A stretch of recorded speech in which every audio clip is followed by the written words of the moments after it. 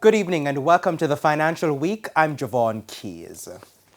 Jamaicans will have access to direct trading of Canadian and U.S. stocks through the Jamaica Stock Exchange starting next month. Managing Director of the Jamaica Stock Exchange, Marlene Street Forrest, says the direct market access to Canadian stocks will come on stream first thing next month. Market access at the end of April. So it's very soon. We start first with the securities that are listed on the Canadian stock exchanges.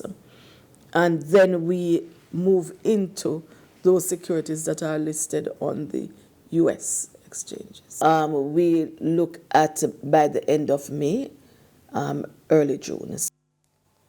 Now, Mrs. Street Forrest explained that investors won't be able to trade through the current JTrader Pro platform. We connected initially to JTrader because it is a completely different platform.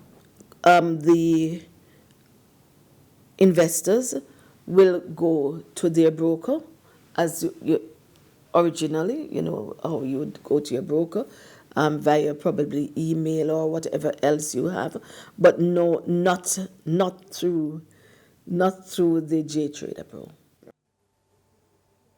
Some digital currency news now. NCB's digital wallet platform Link will be stepping up awareness on the use of digital currency across the island. The company is planning to launch an education campaign to support the launch of Jamdex, that's Jamaica's central bank digital currency. The program expects to bring more persons without bank accounts and the underbanked into the digital currency market. The company will share more details on the program in the coming weeks.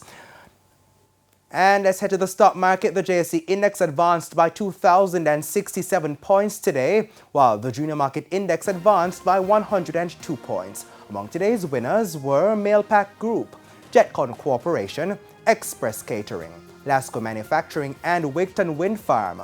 While on the losing side were Productive Business Solution, US dollar shares, Paramount Trading Jamaica, First Rock Capital Holdings US dollar shares, Everything Fresh, and AMG Packaging and Paper Company.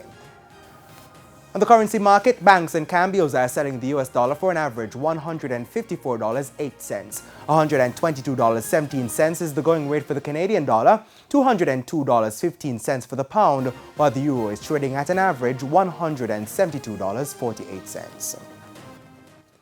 And that's it for the Financial Week. I'm Javon Keys. We now head to a break. When we return, Herman will have the regional and international news stories. But before that, here's a look at what's to come in the Business Review on Sunday.